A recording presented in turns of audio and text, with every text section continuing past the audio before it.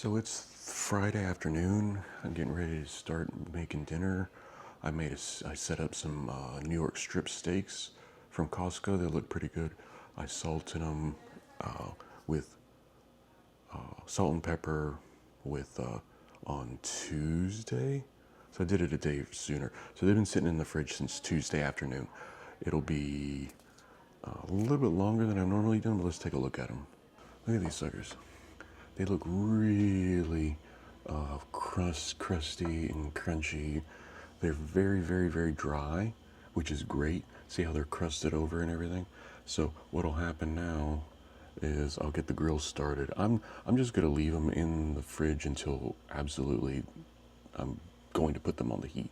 So I think they look really fantastic for sitting in the fridge for almost 4 days. So let's get on to cooking. Steaks are on the grill. I just put them in. I just took them straight from the fridge to here because it's this is right around 475, the grill. So that type of temperature change, it doesn't really matter. You can let them sit out, but when it's that much of a temperature difference, it doesn't really do a whole lot. It will raise the temperature. You'll be able to get to 100 quicker, but we'll get to 100 pretty quick at 475. So we'll check in about 5 minutes, and then we'll flip them. We're looking at the temperature, and it's like in the mid 30s, so I need to get it up to about 80, and then I'll do a flip. I'll get it to 100, do a flip, move them to the heat. But we'll get to that. So I do a reverse sear. I leave one part of the grill off. There's no fire to it, but yeah, obviously it's going to get the heat. I do one side there, and I put the steaks there, and I leave the fire on the other ones. So I wait for the temperature to get right around 100, and then I move them over to the actual fire, and then I finish them off, and I want about 130. So it continues to cook when I let it set, and it'll probably take me up to 138, 140 before it starts to cool. So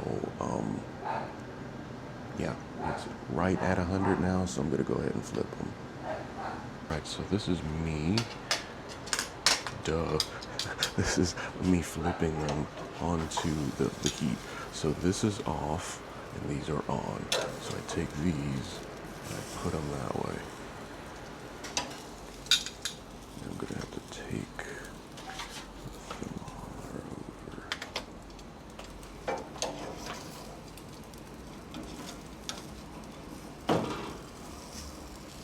That one looks like a wrap for some reason. Anyway. Oh, there's already grease falling off of it. That's good. So we're gonna leave this till it gets to about 115, 120. We're gonna flip them just for color and to get some nice these metal things on them, metal imprints on them. And we'll just cover it up and wait till it gets to about 100, 115, 120. It just depends on what I'm feeling today. All right, they're at 110 now. So, see the coloring on there? Looks really good. All of that caramel with the fat. Actually, I think if you left it, like as long as I let it just dry brine, that fat actually should kind of dissolve a little bit more, and it'll be almost edible.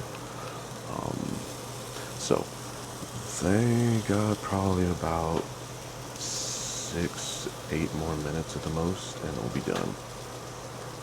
So everything's done. I'm gonna let them sit for 10 minutes before I start cutting them. So let them. They're still going up. The temperature's still going up. So let them cook for another 10 minutes at a slower pace. But it'll probably get up to about 140 internal temperature, all said and done. I stopped it at 130. So that's usually the way it works. So especially for this size, it's about almost an inch. This one's a bigger one, but this is like 3/4 of an inch thick. So we'll be back in 10 minutes to see what it looks like on the inside. The lady is steak crazy. Oh, good color, yeah. Nice and pink. Oh man, she just smelled it. She smelled that first cut. It's like she jumped up and down almost. All right. give this a test because I gotta cut this up and this is my dinner, so I'm hungry. Make sure I'm in frame. All right.